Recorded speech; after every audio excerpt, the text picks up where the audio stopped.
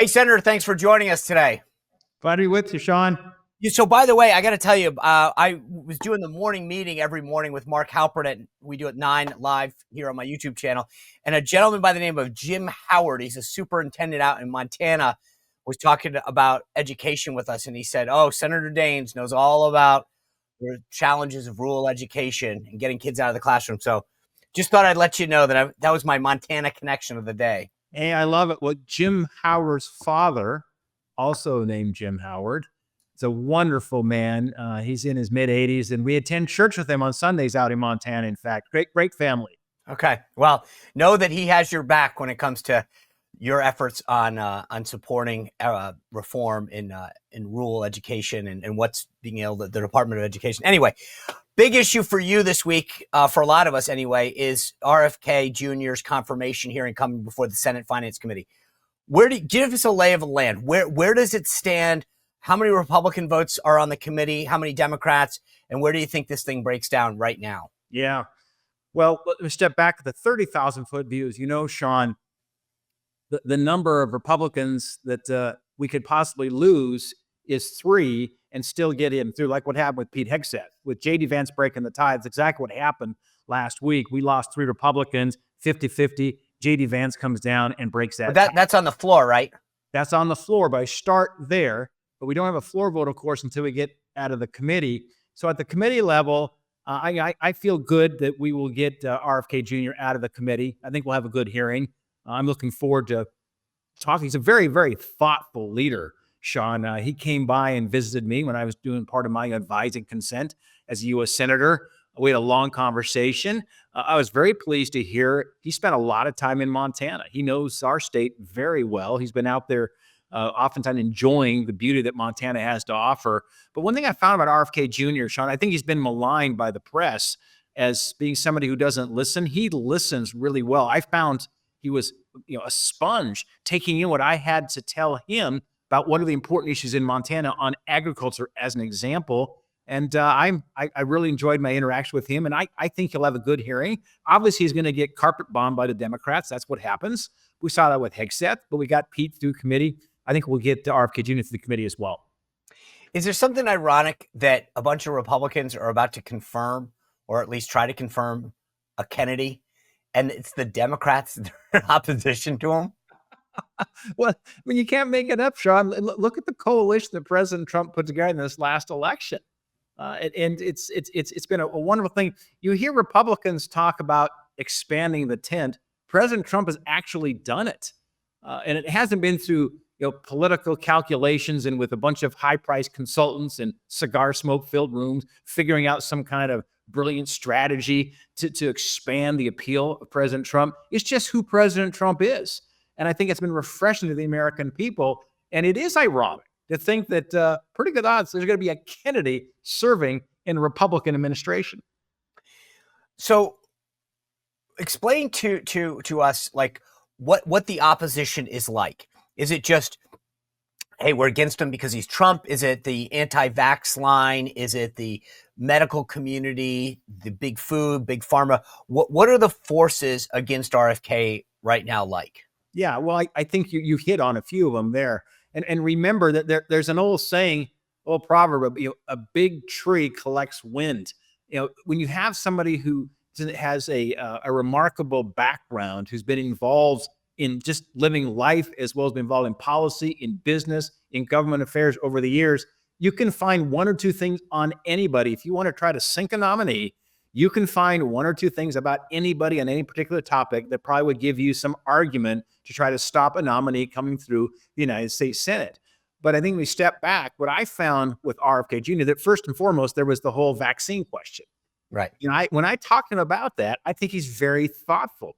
I think he's also very data-driven. I think he'll stop the fear mongers out, but no matter where a person stands on vaccines, I think you'll find somebody that's very data-driven and will do what he thinks is best in terms of policy to protect the American people. On things like diet and so forth, again, he's somebody who's going to look at the science and make sure that he's doing what within his powers to make America healthy again. And God knows we need some of that. But I'd say something else that I found in my discussions with him. I asked him about the issues of life and abortion. I was very direct with him. And I said, if you looked at the FDA's own data on chemical pill abortion, I said, if you looked at it, and I showed him the data, he goes, that's remarkable that even the FDA's data says about 4% of women end up in the emergency room as a result of taking that pill. And so we weren't having a discussion with RFK about whether abortion is right or wrong at that moment. We were having a discussion about the health and safety of a pill that's been approved by the FDA. And he says, I want to look at that in greater detail. Again, he's data driven. I think that ought to give all of us comfort. That's exactly the kind of person you want heading HHS. Speaking of data driven, one of the things that really kind of piqued my interest last week is for 6-7 months, and I will admit that I'm a new convert to this, right? Over the last 7 or 8 months, suddenly someone starts saying, did you realize that these ultra processed foods are really bad for you? Did you realize that these forever plastics are really bad for you? We should start taking them out of our kitchens, the black tongs and spatulas, etc. And then last week, I think it was, the FDA comes out and says, hey, we're banning red dye 3. Well, we've known red dye 3 was bad for us for years. They banned it in Europe. They've banned it in cosmetics. And suddenly it happened. And I don't think that would have happened without Kennedy and this MAHA movement. And I guess the broader question that I'm asking you as a lawmaker and a policymaker is, does it give you pause that suddenly, after all this attention, the FDA just says, oh, yeah, you're right. It's a carcinogen. It's bad for you. But we've been letting it in your Gatorade, your Pop-Tarts, all this other stuff for the longest time. Well, when you are leading the FDA or somebody who's working in the FDA, first and foremost, you want to be driven by the science and data and not by politics. As we know, Sean, a town like DC and federal agencies, there's a lot of politics involved in all these agencies. You know, Sean, I'm a chemical engineer by degree. I think I'm the only chemical engineer in the United States Senate. I'm a numbers guy. I'm a science guy. I'm a data guy. And so this is a moment where you set aside politics, set aside even personal opinion, and first and foremost, look at what does the objective, peer-reviewed science say? Because we all know with the internet and social media, a lot of crap can be spread, lies can be spread very quickly, and some people believe it to be truth, even though it is devoid of really objective truth, peer-reviewed data.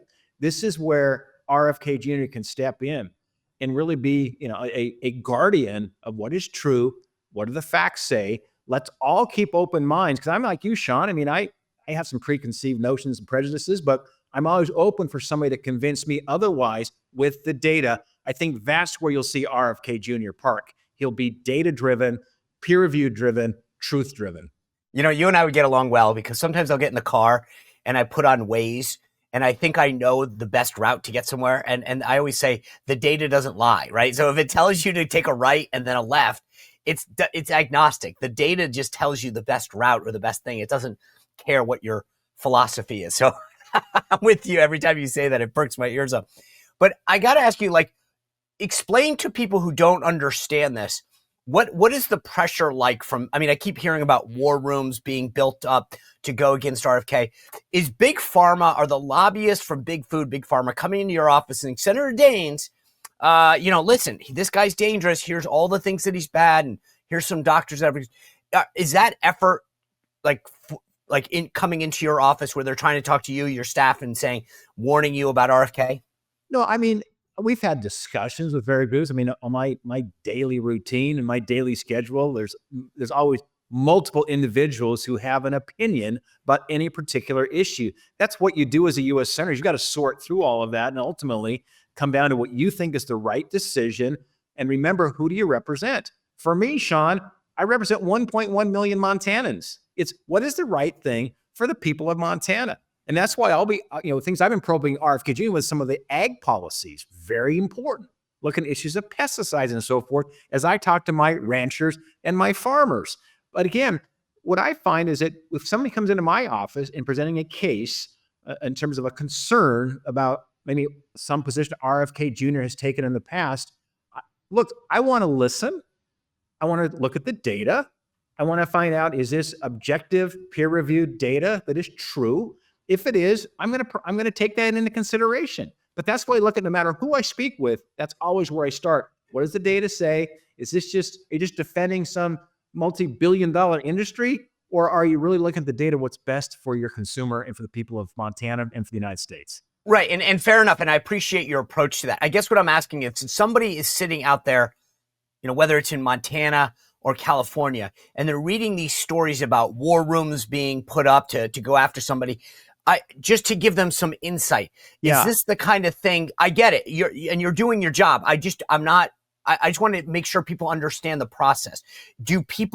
Are these people coming in and saying, hey, here's 10 studies, you need to read these because they show that he's off the rails on these 5 subjects?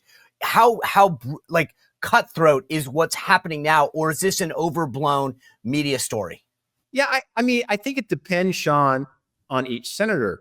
I think those who know me know that I won't put up with a bunch of baloney coming into my office. If they come in and present their case, it better be true. I'm not going to be reacting to some social media effort that some outside interest could prop up 1 million people to, bombard your office with phone calls or posts and so forth.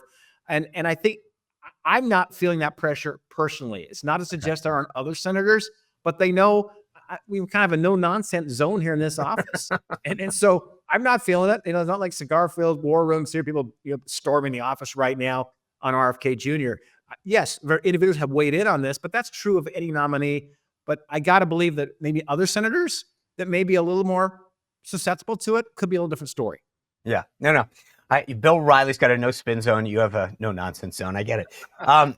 So you mentioned your farmers and pesticides and stuff. Again, this is another issue that I don't know. I've always just believed, hey, if it's in the supermarket or it's on my plate and the government said it's okay, it's okay. What do we need to know as consumers about pesticides? I started to read this thing, and I'm going to mispronounce it, but glyphosate. Yeah. So should we be concerned about these things? Is our food safe? What do farmers actually want? Yeah. Well, it's a great question, and glyphosate will be a topic of discussion.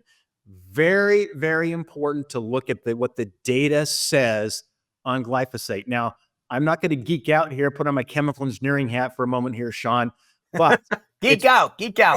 Well, it's really, really important that the data is looked at in terms of food safety and these pesticides that, let's keep in mind, without them, we start losing yields of 20 to 30% in the ag economy. That would be devastating to the food supply. Now, obviously, if it wasn't safe, we'll have a different discussion. But I will tell you on glyphosate, on all the peer-reviewed, solid data, independent agencies, universities, others who have looked at this have said this is a safe way to kill weeds, basically, is what we're talking about. But there's one European outlier on all this, Sean, that has been the trial attorney's dream, where they file lawsuits on this. But it is an outlier from where I think objective truth is on this particular topic. So again, that's one example of where you have trial lawyers who are ambulance chasers winning huge settlements when the science does not support the arguments being made in front of juries. All right, let me just ask one follow-up on this, because I think what we're seeing more and more, at least I am, is that I'm with you. Like I've always said, oh, well, the science says this. And more people are saying, look at who paid for that. Look at the fact that Big Pharma, Big Food paid for that study. No wonder that the science and the data, because of who funded it. Does that concern you as a data guy? It can, but that's where you just don't take one point necessarily. I'm also an active, we hunt in Montana, Sean. I grew up my generation in Montana. When you're sighting at a rifle, what do?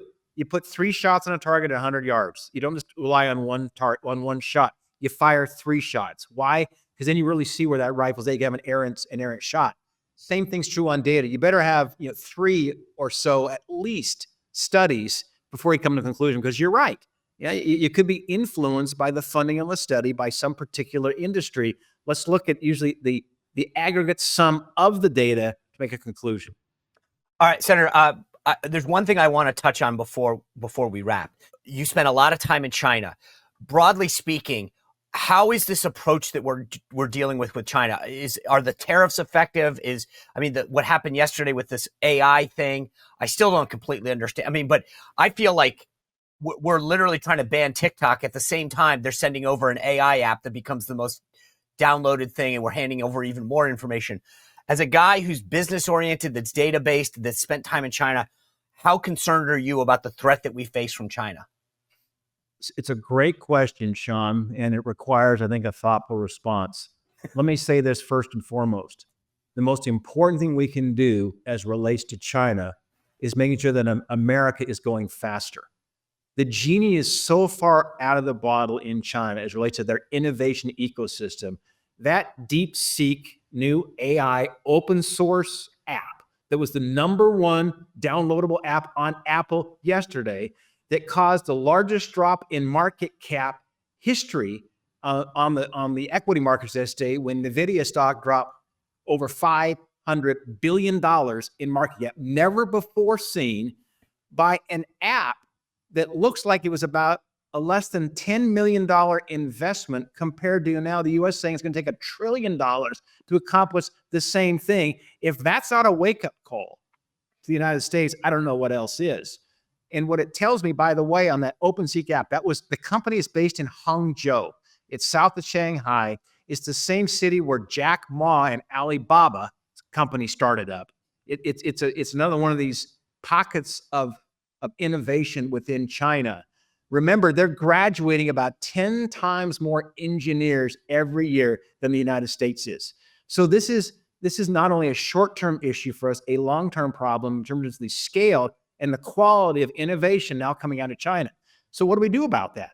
Well, first and foremost, we better look inside our country first to make sure we have tax policies, regulatory policies, education policies that are producing the best and brightest, retaining them here, and encouraging innovation. Because as somebody who believes in free markets, it's the free markets that are going to solve this problem, Sean. The government's not going to come in here and save us what's going on in China. In fact, usually when the government steps in, it usually slows us down. So answer number one, we must go faster in America. That's why this fight on the tax policy, making these tax cuts permanent that President Trump put in place in 2017, so important to make sure that we keep American innovation leading here is our highest priority.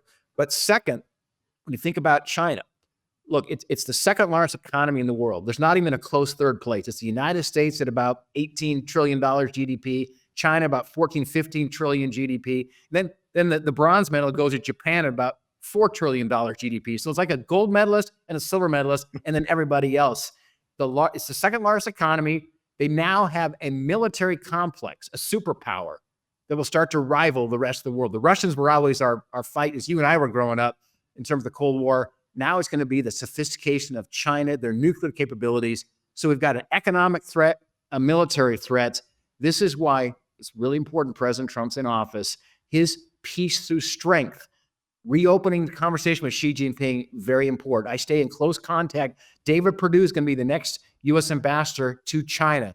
David and I worked together on the phase 1 trade deal for President Trump in Beijing in 2019, negotiating with Liu He in Beijing. First, President Trump made a great choice in David Perdue to be a business guy. He was in Hong Kong, Sean, with American business when I was in Guangzhou with Procter & Gamble at the same time back in the 90s. We're the two business guys who believe in America first, the strength of America, but understand the nuances of China. We have to navigate through this this minefield is going to require wisdom and strength. And I'm grateful President Trump's our commander-in-chief right now to help us through that. Well, I'm grateful for your wisdom and your leadership on this issue. And I've always been worried that the right people didn't get it. Man, you just ran circles around everything that I knew and thought. Senator Dave Daines, thanks for joining us, and God bless you for what you're doing, because we need your kind of leadership in the United States Senate. Thanks, Sean. You bet. Well, if you enjoyed this content, make sure to like this video, subscribe, and click the notification bell to get more.